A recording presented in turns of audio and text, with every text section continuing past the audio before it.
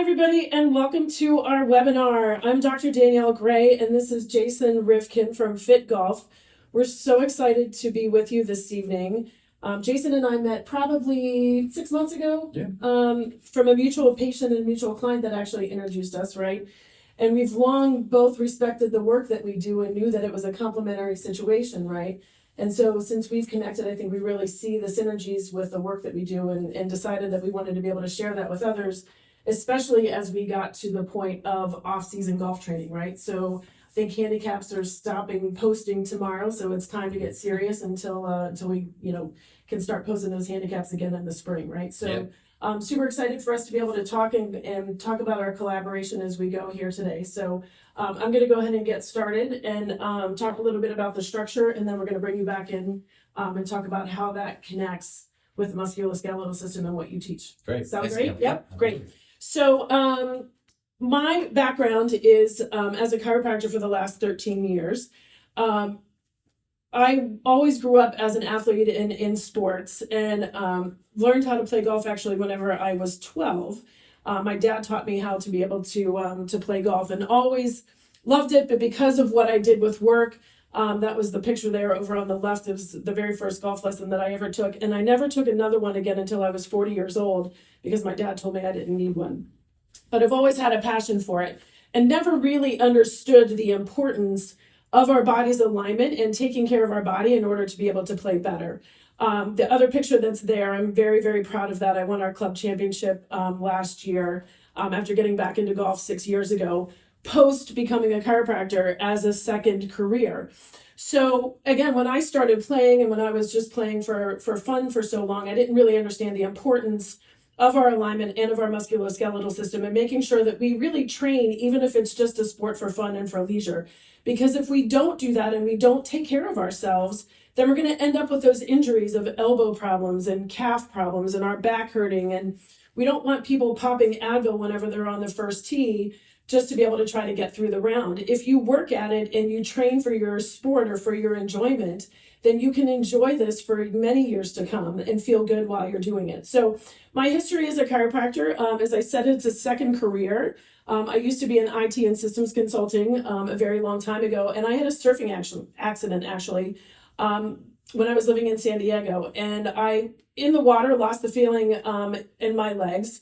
I came back pretty quickly. It really felt like it was more like a stinger, but it really started me on my journey to health because a couple of weeks later, I started to have numbness and tingling in my hands and literally the whole left side of my body. And I spent a couple of years in the traditional medical model, and they told me that there was nothing that was wrong with me. And so I started exploring other options, things like massage and starting to actually, I had always lifted weights. I had always worked out. I was an athlete in high school. I knew how to train for that, but I didn't really understand how to train for health and for longevity, right? And so as that journey continued, I started to see a chiropractor a couple of years later, and that's really what changed my life and really changed the trajectory of my health over the long term. And so fast forward all these years after going to chiropractic school, I've been practicing in Wayne for 13 years as an upper cervical chiropractor, and I really want to make sure that we understand the importance of that, and that's the big piece that I'm going to talk about today, is alignment. There are 40 to 50 different types of chiropractic that are out there. There are sports chiropractors. There are chiropractors that are on the field with NFL athletes. There are chiropractors that travel with some of these professional golf athletes, and they're there to be able to keep them game ready, right? There's a difference between a mobilization and a manipulation and getting joints to move, but I really should be considered the base structure foundational level for everything else, even though I'm considered a specialist within chiropractic. So as an upper cervical chiropractor, what I'm looking at is your overall alignment and how that affects the rest of the body, right? So if you think about it, our body has sensors that control our ability to be able to move, to be able to know where we are in space with one another, to be able to execute muscle actions like walking or swinging a golf club. So if our foundation isn't in the right place, then we're going to be looking like this building that you can see on our shared screen here, right? It's going to be shoddy, it's going to be faulty, and things aren't going to be able to operate as normal. We're going to start to see cracks in the rest of the house when that happens, right? So the foundation of upper cervical, and if you can just move to the next one, is this. the top two bones in our neck are the most freely movable in the entire spine. It's what allows us to be able to move, right? To be able to see and to be able to execute actions. But it's also where all of our nerves are coming up to be able to connect to our brain, right? So we're a hardwired system, not a wireless system. Literally, nerves in our toes are traveling up to be in through our spine to be able to connect to our brain. And so you can actually have an issue and an alignment up here that starts to cause problems and issues and compensations the rest of the way down your spine. So if you have something like low back pain and all you ever do is address the problem in the low back and you're not in the right alignment in the top, you're going to continue to have those problems. Your body's going to have to compensate to be able to manage that. That's controlled by something that's called the righting reflex. And I'm going to demonstrate that with Jason right now of a very quick test that we use in our office to be able to start to see if somebody's out of alignment. And then I'm going to further explain how that connects to our whole body, right? So Jason, if you just want to come on over here, I'm going to pull this up a little bit closer so that you can see. Now, Jason's going to fake this out for us today. He's actually in really great alignment, right? So we're just going to put 1 foot on each scale, right? And what we're going to do is we're going to look at you just tilting a little bit, right? And then what we can see is that shoulder has to come up. And I'm going to show that to you with these red lines. And then what we're looking at down below is what his weight difference is. So he's carrying 11 pounds more weight on his right side than he is on his left side, okay? You can go ahead and jump off so nobody thinks that you're actually in that poor of alignment, right? So just to be showing you this, that top line up there, and we might not be able to see it in the screen here, but this top line up here is showing his head tilt. And so these body sensors, what happens is it shows us where we are in space versus where we think that we are in space. And if you start to come out of alignment, just showing it in this plane right here, if your head is tilting, then what has to happen to literally make sure that you don't face plant, right? This is how we're managed against gravity, is that your shoulder has to come up to be able to counterbalance that. And then you can see what starts to happen with my hips, right? So you can see that I'm carrying about, as we said with Jason for an example, that we're carrying about 11 pounds more weight on our right side than we are on our left side. So my body eventually starts to think that this is like this. So I say swing a golf club, I say walk, I say sit, I say do anything. My body is going to have to use the wrong muscles to be able to make that happen, right? So it might overfire my hamstrings on one side and underfire my quads on the other. It might not fire my rhomboids at all whenever I'm trying to make a golf swing, right? It's also how we start to have neck pain and back pain because our muscles are literally grabbing on for dear life to make sure that we can counterbalance this, right? So as I said earlier, if we don't fix the underlying alignment and if we don't recalibrate those sensors, then we're going to continue to have the same dysfunction and dis-ease that can actually show up globally, right? So what we do as upper cervical chiropractic is that we work on aligning these top two bones and we literally start to recalibrate those sensors. And when that happens, then our shoulders can start to unwind, our hips can start to unwind, and our muscles aren't grabbing on for dear life trying to be able to hold us up, right? So as we said before, that righting reflex, what it is it's helping us to be able to manage ourselves against gravity, right? So if I shift like this, I know that my body is shifting and I can counterbalance that. When we're not in the right alignment, those sensors are off, and then our body doesn't know, our perception of where we are in space versus where we actually are in space starts to come out. And then again, that's where we see, or especially where Jason starts to see a lot of this dysfunction and dis-ease. Why one side will fire and the other side won't. Why when we're swinging, we can't quite make that motion happen because we can't get the muscles to fire. If we work and start on building the base structure and foundation and get the foundation of the house right, then everything else is going to work better, right? So as we said before, we've got to work neurologically to be able to recalibrate those sensors. It's obviously going to make our necks feel a lot better because we're now, those muscles aren't grabbing on for dear life, but we're going to level the shoulders out. We're going to be able to level the hips out. And then our body's not going to have to spend so much energy stuck in those compensations, right? So that's the foundation of the chiropractic principle that's behind this. And then working with Jason and understanding from a complementary standpoint of how those muscles can then start to fire and how Jason takes people through the analysis that he does and helps to be able to rebuild them. So we're going to introduce Jason next and he's going to get started with that. Thanks, Danielle. So my name is Jason Rifkin. I'm a golf fitness coach at FitGolf Performance Centers in Conshohocken. My background is actually in athletic training. So I got a degree in athletic training from Penn State. After I graduated, I got a job with FitGolf where I started undergoing training, learning how to evaluate, assess, and train golfers. So for the last 11 years, 100% of my work has been in golf health and golf fitness. What we do at FitGolf is we do a full long evaluation on a similar theme with Danielle in making sure that A, the body moves well, B, joint structure, alignment, mobility, and stability is really good. And then C, we look at swing mechanics to match everything up, right? So we do a body analysis first.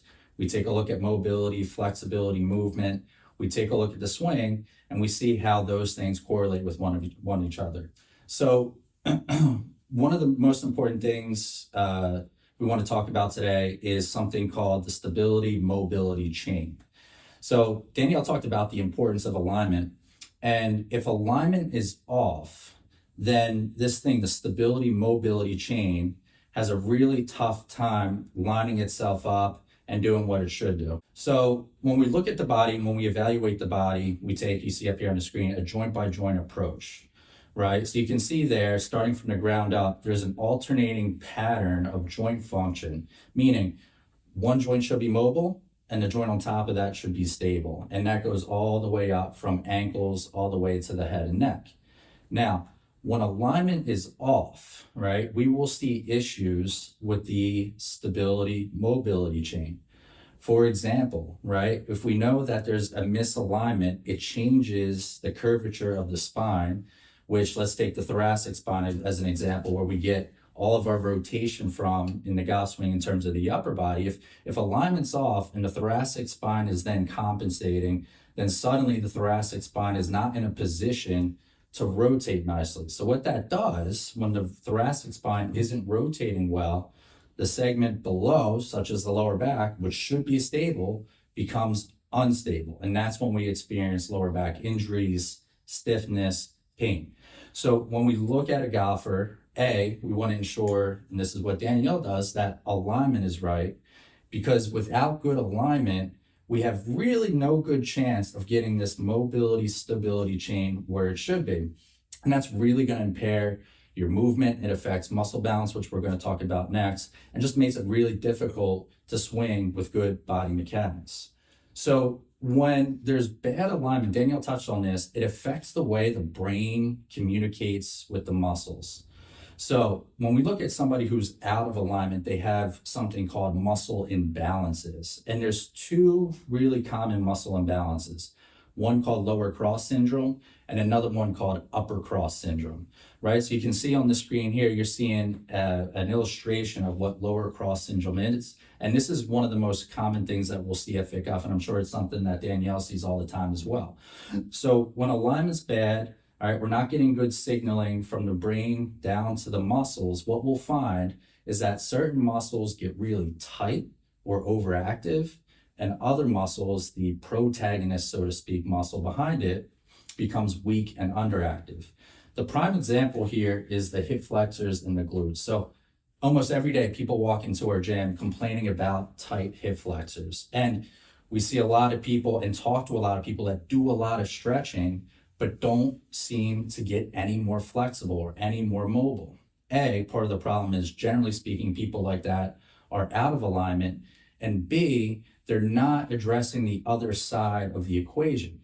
What I mean by that is, if you feel like you have tight hip flexors and you're stretching and stretching and stretching, but the glutes aren't getting strengthened and activated, then we're never going to properly fix that imbalance, right? So with the lower cross syndrome, we'll see tight hip flexors, weak glutes, we'll see tight lower back muscles, weak abdominals, right?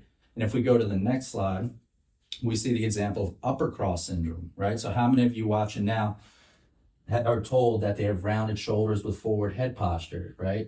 That's upper cross syndrome, which, just like lower cross syndrome, we have muscles in the front of the body that are really tight and muscles behind in the shoulder blades, upper back, that are weak and underactive. Now, the problem with this is, if we have lower or upper cross syndrome, of course, we're out of alignment. And B, it makes it really difficult to move your body well, to rotate in the swing, to play without pain, right? So we really want to get alignment under control and restore muscle balance, right? By generally speaking, strengthening the backside, loosening up the front side. So we restore good posture and good alignment. And most importantly, if you're getting your alignment fixed by someone such as Danielle, the best way to uphold and maintain that type of result is by restoring muscle balance. So what we see here, and when we're looking at golf postures, this classic example of a golfer that has lower cross syndrome muscle imbalance, upper cross syndrome muscle imbalance.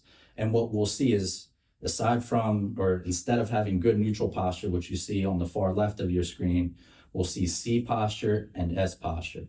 So when somebody comes into our shop and I have them set up and swing a couple clubs, and if I see one of these postures, C or S, I can tell pretty much right off the bat that this person is not aligned and has muscle imbalance. So if we look at the middle picture, C posture, this is the example more likely than not of somebody that has upper cross syndrome, right? You see how their upper back is rounded. They're very tight through their chest, in the front and back of the neck. They're weak in their upper back. When the thoracic spine is rounded like that, it's nearly impossible to turn the shoulders well without compensation such as lifting up, loss of posture, and reverse spine angle, sway, things like that. S posture, all right, we will typically see more so with young kids and the female golfer, is where the lower back is arched, all right, which to me is a big sign that the glutes are weak and the hip flexors are overactive. So when we see bad alignment in the swing, it generally is going to be bad spinal alignment and poor muscle balance. So here's just kind of taking everything Danielle and I have talked about, and you can see how this kind of snowballs, right? So we have a spine misalignment, which leads to muscle imbalance, which will lead to poor posture. That can be standing posture, it can be golf posture, which then leads to a loss of joint mobility and stability. So we think back to that mobility stability chain. That's going to be off, which is going to create issues through body movement and muscle function.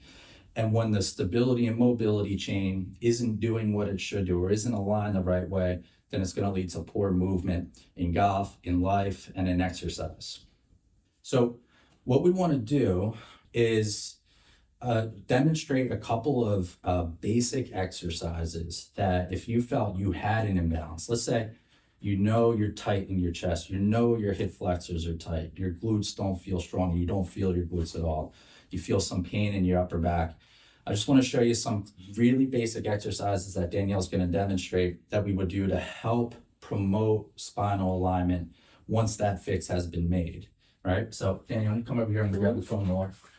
And this is one actually because Danielle and I share some clients that she uses different variations of. And the first thing we want to do is promote flexibility through the shoulders, spine, head, and neck. So chest stretch on the foam roll. You'll see a lot of people at FitGolf doing this. Danielle, I'm going to have you lay down on the foam roller, back of your head up there. Okay. All right, so your face up. Mm-hmm. You lay back. All right, so a lot of people have a long foam roll at home, don't know what to do with them. This is one of the best things you can do. So Danielle, what you want to do is make sure that your lower back is flat, arms up a little bit higher, and arms out nice and straight. And then Danielle, what would you do with your clients when you're doing head tucks? Well, not usually on this, but straight back, right? So it's So almost creating that double chin, which makes people feel like they're doing it wrong, but we're creating the double chin and engaging the muscles in the back of the neck. Exactly, right? So if you're somebody with that forward head posture, really important that we're making that double chin and pressing back. And we just literally settle in here, hold a couple minutes, right, until we feel release of tension, okay? So that's great one. So again, get good spinal alignment, maintain your flexibility. Now, next up, what we're gonna do is I'm gonna have you lay down on your back. Okay. Right? On the floor? Yep, on the floor. Okay.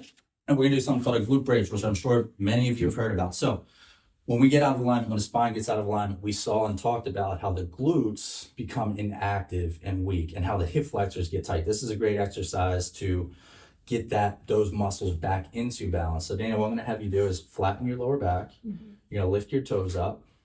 Okay, bend your knees a little bit more. Good. So we wanna tighten the abdominals, and what she's gonna do is she's gonna lift her hips and really try to contract the glutes, and just hold here for a couple seconds. So we're getting a good glute contraction. We're stretching the hip flexors. The lower back's turned off because the abdominals are engaged and you can lower, right? So That if there's a magic exercise or a magic pill, this comes as close to it as possible because we get so much bang for your buck. Stretching the hip flexors, strengthening the glutes. Anybody can do it, right? Injured or not, history of injury, spine, it doesn't really matter. Let's do one more. Flat back, tight abdominals, lift up, squeeze the glutes. Perfect, right? So if you're getting chiropractic work, you're working on spinal alignment, that's probably the best exercise you can do to maintain and help develop more resiliency. And let's do one more. So let's go to a quadruped position, all fours. Okay. So again, we're going to do a common exercise that many of you see, and I'm sure, called a bird dog. Let's move forward a little bit. Okay. So first thing that we want to look for in this position when we're doing a bird dog is good posture, good alignment. So let's make that double chin, right? So we get the head tucked. And then we're just going to do some pelvic tilt. So I want you to arch and flatten the lower back. Yeah. And then you're going to flatten it. One more arch. All right. And what we're doing is just exploring range of motion. Now I want you to bring the stomach up, right? And we want the abdominals nice and engaged. Now from here, this is all about stability in the lower back and pelvis. So I'm going to have you reach your right arm up, nice and high. And we want to engage these muscles here in the shoulder blade. They're called the lower traps, mid traps, and rhomboids, and you can bring it down. And then we'll do the left arm. So this is a great way to start. And what we want to see is she's lifting the arm up nice and high. We want to see her maintain a nice neutral spine. You can go back down. Now we can do the leg. So this is a little bit harder. So really maintain that abdominal brace, and you're going to extend your right leg out straight. Great job. So no loss of stability. You can bring it back down, and then you can do your left. Awesome job. No loss in stability there, right? And you can come back up. Okay, great, Danielle. Thank you. So these are some basic things safe for almost everybody, where if you're looking to improve posture, improve alignment of your spine, or maintain alignment of the spine, these exercises, the chest stretch on the foam roller, the bridge, and the bird dog exercise are going to really help restore muscle balance. Once muscle balance is restored, it's going to align your mobility stability chain and allow your joints to do what they should do, which is move freely, right? So when people think about golf fitness, right, we think a lot about rotation, throwing balls, cable chops, lifts, squats, and deadlifts. And that's certainly a huge part of what golf fitness is. But if we don't have good spinal alignment, if we don't have good muscle balance, if we don't have good mobility and stability in our joints, all that stuff goes to the wayside because A, your posture is not going to be good, which means B, your movement and your swing and in general life won't be good. So align it, stabilize, mobilize, activate, restore balance. These are all the things that you want to do if we're really embarking on some of the more fun, intense type of golf fitness stuff. So once range of motion is restored, muscle balance is restored, what we want to really focus on now is making the body more resilient and more athletic and more powerful and stronger. So I'm going to make the assumption that mostly everybody in here is around ages 50 to 70. And sorry if you're not, it might be a bad assumption. But given the people that we work with, I think it's probably safe to assume that most of you are within that range. I just want to talk about real quick what happens to our muscles and to our bodies as we age. And the purpose of this is not to scare you, it's just to give you a little bit of urgency to start really thinking about improving your body. What we find is some research says 30, some 35, 40, but around 30 to 40, every year we live, we lose muscle function in three ways. So the fastest decline is fast twitch muscles, right? So muscles either have type 1 muscle fibers or type 2 muscle fibers. It's the type 2 muscle fibers that go really quick and help us produce speed and power. It's staggering to know that every year we lose 3 to 4% of our type 2 or fast twitch muscle fibers. The reason why you're losing distance as you get older isn't necessarily because you're becoming inflexible, although that's certainly the equation. I think it's more due to that loss of type 2 muscle fibers. So we're going to talk about how to maintain that and improve that a little bit.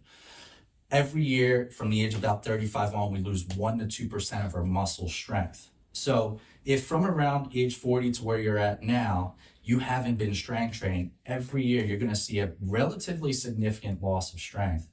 And then lastly, the least significant decrease is what we're going to see is in muscle mass and size, which is about 0.5% to 1% every year, again, after about the age of 35 to 40. The point of all this is if you haven't done much in later adult life when it comes to training and strength training, then we really are going to have impaired muscle function. It's going to affect our performance in golf. It's going to make it much more difficult to maintain alignment, right? Because our muscles aren't providing stability for our frame and our structure. And it's just going to affect your ability to age gracefully. So if you are interested in getting into a training program, but you don't know exactly what to do, I just want to go through some key pillars or points in what we want to do when we're looking at a really good program design.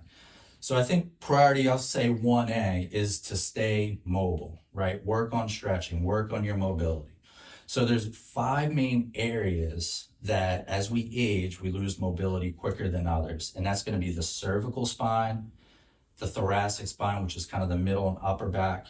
So those 2 areas, when we lose mobility, we really have a tough time turning our upper body. We have the shoulders, namely, as we get older, we have a tough time getting our arms overhead, which affects our ability to get our arms overhead in the swing, get that nice straight lead arm. And we're gonna see commonly loss of hip mobility in the hips, right? That doesn't need much explanation, ability to rotate, our ability to hinge and bend. And lastly, the ankles. And a loss of ankle mobility isn't good because it really affects balance and our ability to maintain posture and alignment. So you want to spend at least 10 to 15 minutes every day stretching, focusing on those areas. And if you're in an exercise program, you want to make sure, this is really important for maintaining mobility, that you are going through full range of motion exercises, right? So for example, if you're doing a bicep curl, not that you'll see us do many bicep curls at FitGolf, but you would want to do it with full extension, full flexion. If you're doing a squat, you want to use the range of motion that you have and squat as low as you can, right? So we want to make sure that we have as much motion through our exercises as possible. Now, priority, I'll say 1B is power, right? Just because we get a little bit older doesn't mean we have to put athletic training and power and fast twitch training to the side. There's ways that we can generate power through exercise that has a low impact or low toll on our body. So examples of good power exercises or fast twitch exercises are exercises with an agility ladder, medicine ball throws, lateral bounding, which I'm going to show you on the next slide, squat jumps, really focusing more on the landing portion than the getting up portion. So we learn how to absorb force, right? So there's plenty of good options to make sure that we can still train for power even when we age. So here you're going to see a FitGolf client working on an exercise called lateral bounding. Then look, it's not that intimidating, but this is a great exercise to produce power. And what we would just want to do with this is learn how to leave the ground, land with grace, land soft, and be able to decelerate ourselves, right? And generating more power as we get older, or continuing to work on generating speed and power, just makes us more resilient and decreases the likelihood of you're going to get injured in the event that you actually have to move fast in life, and of course in golf. All right, next priority. If we're going to prioritize strength, I really want everybody to focus on the lower body. The reason why that is, as we get older, we'll see muscle strength, size, fast twitch capabilities decrease faster in the big muscles of the legs, such as the glutes, the hamstrings, and the quads, more so than the upper body, right? So when we train the lower body, we want to try to do exercises that are weight bearing and preferably one leg biased, right? So examples of that are split squats, lunges, single leg deadlifts, things like that, where we're really trying to generate the strength and force through one leg, right? As opposed to two, such as a traditional squat or a traditional deadlift. The other area in terms of strength that's very interesting, that's often overlooked, is grip strength. So if you just Google search grip strength correlation to golf, grip strength correlation to all-cause mortality, there's a staggering amount of research that shows the importance of grip strength. So there's a clear connection of having a strong grip to performing better in golf, having faster swing speeds. A strong grip is associated with an increase, or sorry, weak grip is associated with an increase in all cause of mortality and premature death, which is very, very interesting. And then, so exercises that really focus on carrying something heavy, not necessarily lifting something heavy, is not only going to improve your strength, it's going to help you improve your performance in golf and decrease the likelihood in which you face a medical condition where the cause may be from body weakness and a lack of resilience. So when we're doing carries, just keep this number in mind. The standard is to be able to hold 50% of your body weight for 90 seconds. And that could be marching, that can be walking. That's very difficult to do, but that just gives you an idea of how strong your grip can be. So here's an example of a single leg exercise that we love. This is actually one of the head professionals at Marion Golf Club performing a single leg deadlift. Just a great look at how much balance that requires, stability. You're gonna get so much more bang out of your butt from this exercise than you would hanging out on a machine, doing a leg extension, a leg press. You wanna be able to build yourself up where you have good enough control, alignment, stability, and balance to do something like this. And when I see somebody do that, we know they're in pretty good shape. All right, we're almost done here. So other priorities, exercise selection matters. We want to have exercises in where we're weight bearing, we're standing, we're not sitting on a machine. Big time balance benefits to that, big time core strength benefits to that. We want to use all three planes of movement. Golf is played in something called the transverse plane, which is where we rotate. It's played in the frontal plane where we're shifting weight and moving side to side. And it's played in another plane called sagittal, where we're going up and down. There's vertical movement.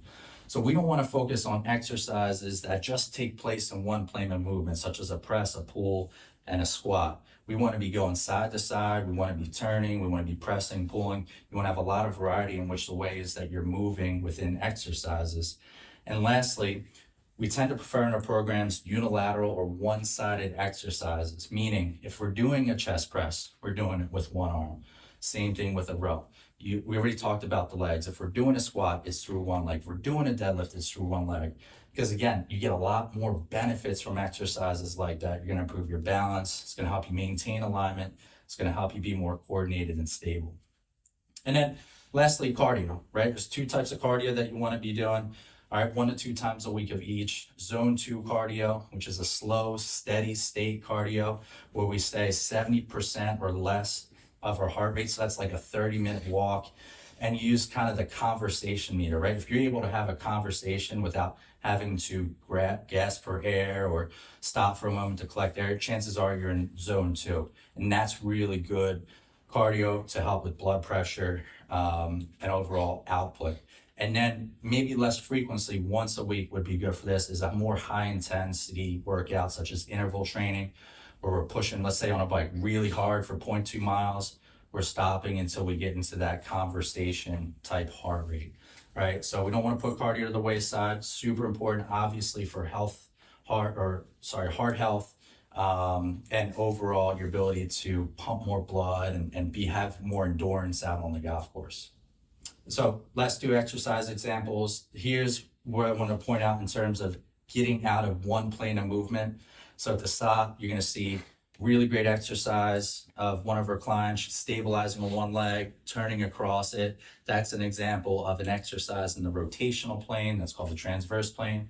And on the bottom, another one of our clients doing an exercise in the frontal plane where he's working on moving side to side, shifting his weight, which is going to really help us get from right to left in the swing or left to right in the swing, depending on your hand dominance. So 2 really good exercises for golf right there, because we're moving in different directions as opposed to just front and back, up and down. All right, so I'm going to have Danielle come back here and talk about recovery. Awesome. All right, Jason, thanks so much. This was awesome. I know I definitely learned a few things, and a couple of things that kind of came to mind while you were talking is saying that most of our target people that we work with tend to be 50 to 70, and I always say to people, it's because they're waiting for things to hurt, right? And what we're really trying to help people to understand is that you don't have to wait for things to hurt, right? If you set your foundation and you get your body in the right alignment and allow your body to function optimally, allow your nervous system to function optimally, and not throwing excessive stress and strain on your spine and on your muscles, then things aren't going to wear down as quickly. You're not going to have that arthritic activity. You're not going to have some of those other issues that are happening, right? So start before it starts to hurt, right? But if you're already there, that's what he and I are here to be able to help you to do, is you can feel better. I don't take age as an issue, right? We really want to stress the importance of, it's, first of all, it's never ever too late for that to happen, right? So even if you have aches and pains, if you have neck pain, if you have back pain, if you have muscle issues, it's not too late to be able to get started with this stuff. But if you have family members and you have kids and they're starting to train, teach them now so that they can really use their body optimally and not wait for things to be able to wear down, right? Because when you throw stresses on it, it's like driving your car out of alignment. You're going to wear stuff down more quickly. Same thing with Jason. If you're training and not working with somebody like Jason that understands how to be able to balance your body and move in all these different planes and how to be able to really truly exercise your body, then you're doing yourself a disservice, and that's where you're going to have those injuries and issues, right? So, as I mentioned before, I'm really just the easy part of it. I'm the base, structure, foundation, underlying stuff. Jason has the hard part of really getting people to use their bodies in the right way. But where I actually come back into play, and this was as I started to see clients over the years where we got them in the right alignment, but they didn't start until they were 50 years old, or we had high-level athletes that were having issues with their recovery. I started to see people that were hitting a ceiling, and what I've realized over time is that the way that the world is now is so much more intense than it ever used to be, and we didn't understand from a science and technology standpoint the capabilities to be able to, you hear the words biohack, right? But we need to understand the importance of the recovery piece of it as well. I sometimes see people that are working out 7 days a week and they're not once spending any time stretching, or they're not doing any mobility, or they're not icing, or they're not using some of the other things that they can be using. They're not using saunas or heat or steam rooms. That recovery is so important to your overall health and longevity. It's important in golf. And one of the other things that I took away is, as you were talking, it's not just important in golf, which we both love and both like to work with people, but it's really important for you over the long term as well, for your overall health. So a couple of things that we want to talk about. I think Jason talked about the muscles recovering slower for people 45 and over. The understanding the importance of the foam rolling and the stretching and the cardio that Jason was mentioning, right? You have to do that stuff as well, right? But what we also have are things like cryotherapy at Restore now. And so what that does is it helps the body to get rid of systemic inflammation, and it does it really quickly in 3 minutes. It's different than a cold shower. It's different than a cold plunge, right? But we can have high-level professional athletes that are using the cryotherapy, and we can have people well into their 80s that are coming in for cryo before they go play a round of golf, because then they're not popping the Advil whenever they get onto the tee. They're doing the stuff that they need to do at a base structure and foundation, but they're also helping their bodies to be able to recover and get rid of that inflammation. That's the really cool part about cryo, is that somebody that is literally 10 years old can use it, and somebody that's 80 that can use it, and everywhere in between. If you think about systemic inflammation, it is the root of all evil. It's what sets our bodies on fire. It's the same thing that causes our joints to hurt, right? As we were talking about popping Advil whenever you get onto the tee. As the same thing, it also contributes to things like heart disease and cancer and most modern diseases. So the truth of the matter is I got the cryotherapy because of the systemic piece of it. Nobody in my family lived past the age of 76, and I figured that it was all from chronic inflammatory issues. When I understood the cryotherapy, I bought the machine and had them ship it immediately. I didn't go try it. I understood the science behind it and the power that can have and help us to be able to improve our longevity and to be able to improve our quality of life. So super important is cryo. We also have something called pulsed electromagnetic field therapy, which all living things vibrate at a certain frequency. And if you have damaged or dysfunctional tissue, such as a hot low back or a tight hip flexor, or you're having some kind of muscle pain, pulse electromagnetic field therapy can really be able to help to open up that muscle, to be able to relax the muscle and do it very quickly and efficiently. I love the story of Shaquille O'Neal used to actually have one of the reps for the company that I work with the PEMF. He had them travel with him to every game to be able to use it, to be able to keep him on the court. So the PEMF is a real secret that we have at the office, and it is extremely powerful. And then we have Normatec, which I think a lot of people understand and know. It's to really be able to help with your tired and heavy legs. So it again helps you to be able to recover more quickly so that you can play in that member that's 3 or 4 rounds throughout those days. So those are the kinds of things that you can use to be able to help to recover faster, and that you're not having to rely on medications and other sources to be able to just try to be able to move. And when you're not moving in the right way and you're not recovering in the right way, then you're going to have those compensations and you're going to be more likely to injure. So let's make sure, as we're in this off season, that you're looking at getting into the right alignment. You're getting an analysis from Jason so that you can understand where your muscle weaknesses and imbalances are, so that you can train properly for functional golf, but also for functional life. That is so important as well. And so that we can be able to extend you from a longevity standpoint, keep that recovery piece in mind as well. So anything else that you want to add on any of that before we start to go to any questions? No? Good? All right, so do we have any questions coming in from the Peanut Gallery and others?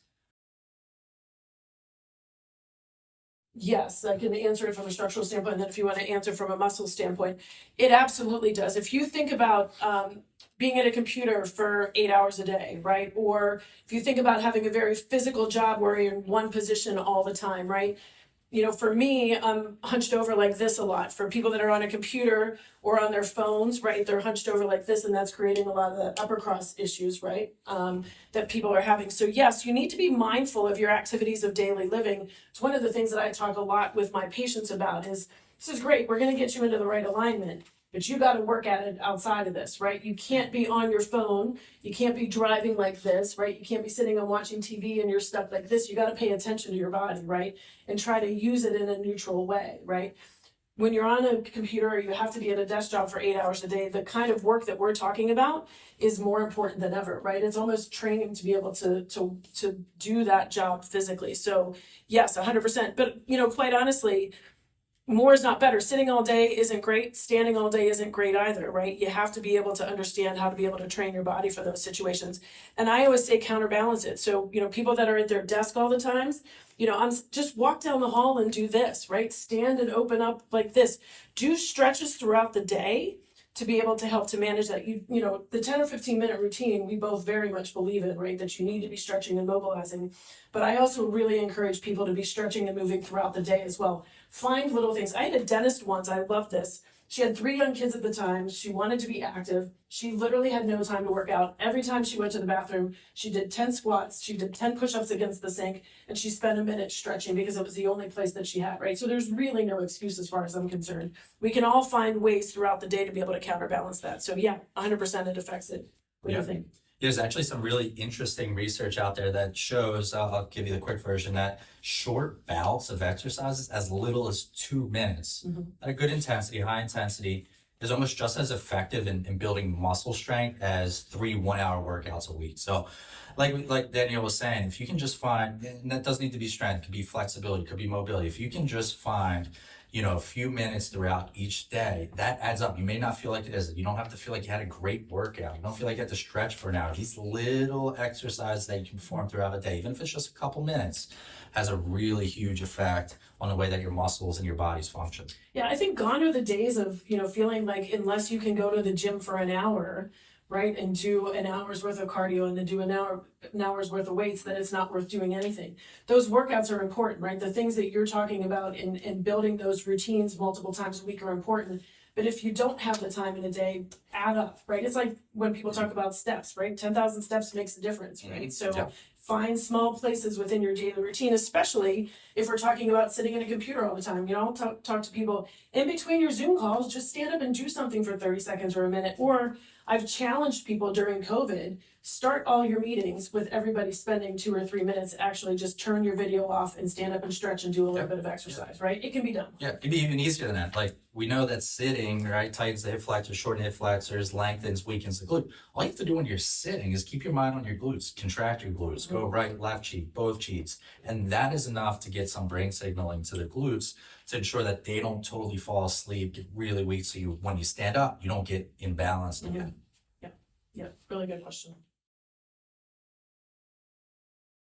Okay if I start with it again? Just because my part is honestly the easy part, right? If we just work on getting that foundation in place, like I said, it really is so simple and so basic, and get everything into the right alignment, allow the muscles to get out of those compensations that we were talking about.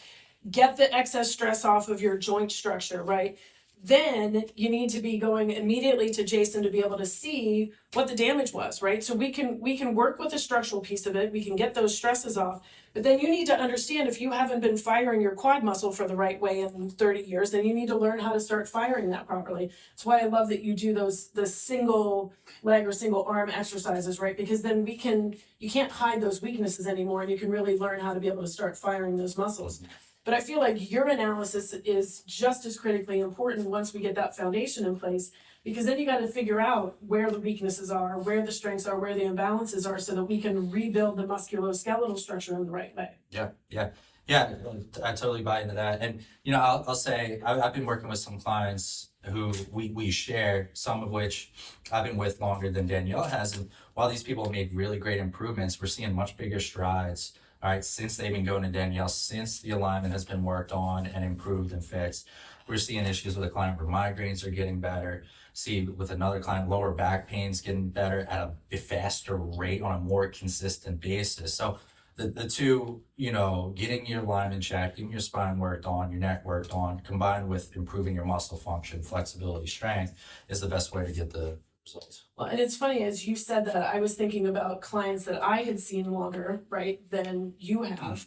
And, that's how we first met, is we had a guy that walked in, he's like, oh my God, all of a sudden it all started to come together once he started to see you. And we had been telling him that for years, you need to go do this. You can't just work out on your own. And once he did, he made incredible strides, same way. So, I would really answer the question, you kind of need to see us both at the same time. But if I get the structure, then he's going to be able to help things a lot better. But you really, I think, from a very base fundamental level, need to get the testing and the analysis done by both of us so that we can help you make a good plan that makes sense. Right. And that is going to be successful and sustainable, I think. Right. Do you mind if I tackle this one? Because this is something that I didn't talk about before, and I want you to talk about it from the functional standpoint. So most people don't realize there are some people that have an anatomical short leg, right? There are some. There aren't a whole lot. What most people don't realize is that you can actually have a functional short leg as well. And this is some of what Jason was talking about earlier.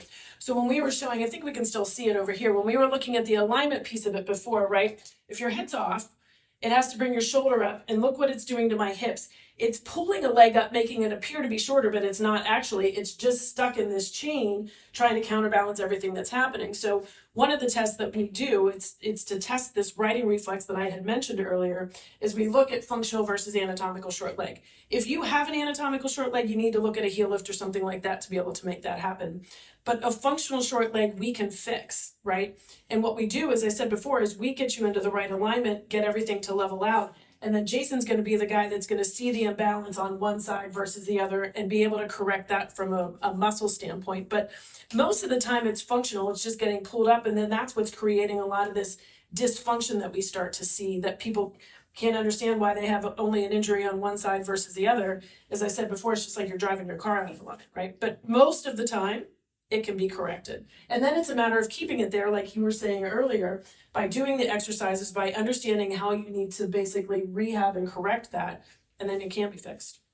Totally agree. I think when you think back to that lower cross, upper cross sign, when someone has that functional alignment issue, that generally then creates that lower cross, upper cross syndrome. So oftentimes when we see lower cross, it's just going to be on one side, right? Typically the right side, regardless of right, left-handed. I don't know why that is.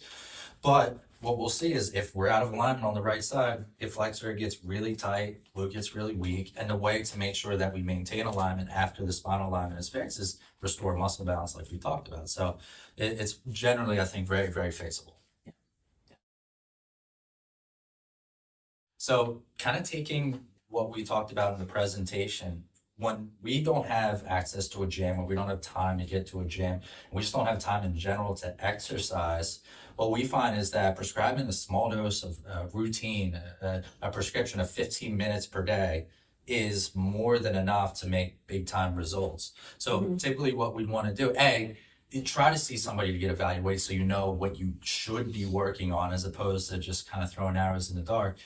But what you should be doing every day, if possible, like I said, is a couple minutes of stretching, some core work, really focusing on some of the things that we showed you today, glutes, abs, right off the bat, that's going to help improve alignment and as a result, movement.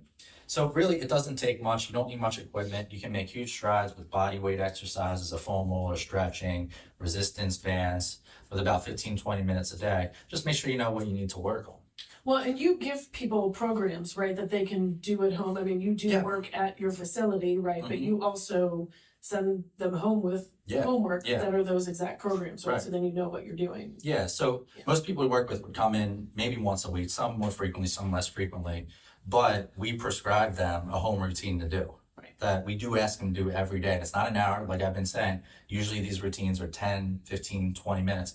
And those that do it most consistently, most frequently, get the best results. And it really doesn't take much time. No, I totally agree. I think people build it up in their heads that they think that all of this stuff, you know, they can spend all day doing it. And if you just get the information and you just understand what you need to do, you can be very specific and very thorough in short bursts and short periods of time. Absolutely. Right? Yep. Absolutely. Agreed. Well, thanks everyone for joining us. We'll make sure that we send this information to you. Would you mind putting the slide up that just has our contact info down at the bottom? Obviously, you can reach out to Jason and I personally at any time with any questions that you have about the analysis, about what we do, you know, specific questions that you might have that you didn't want to ask in a public forum. We're available for you. And also make sure that you follow us on our socials and sign up for our email list, because we do try to put some, great content out there to be able to help people with that, as we go throughout the year. I know we are definitely going to be releasing some really great promotions for some new people to be able to get their routine kicked off in the right way. Be able to help people with assessments, and I know that you always have some great opportunities for people as well. So make sure you connect with us on all that information, and we look forward to hearing from you soon. All right, great. Thanks everybody. Thank you.